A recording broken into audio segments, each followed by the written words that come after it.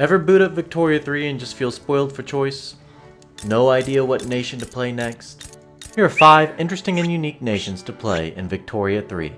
First off, we have Central America. The start date of Victoria 3 lies in that short historical period where Central America was actually unified as one nation.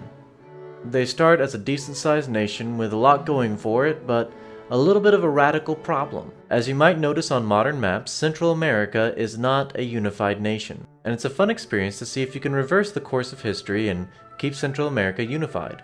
Next up, on the other side of the Atlantic, you'll find Portugal.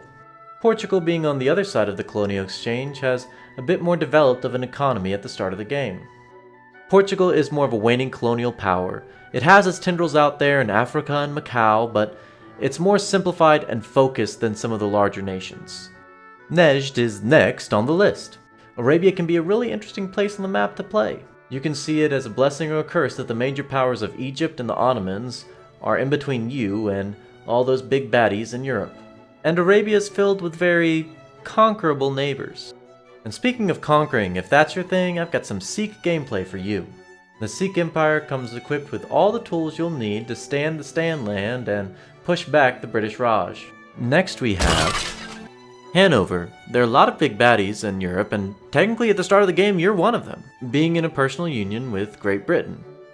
But there's a time limit on that, because when your very old English king dies, your country will become independent. Hanover is an interesting game to play. You're not too small and weak, but you're not too big and powerful at the start either.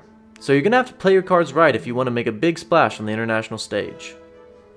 I hope I helped you find an interesting tag to start your next campaign with, and if I did, consider subscribing to the channel. Cheers!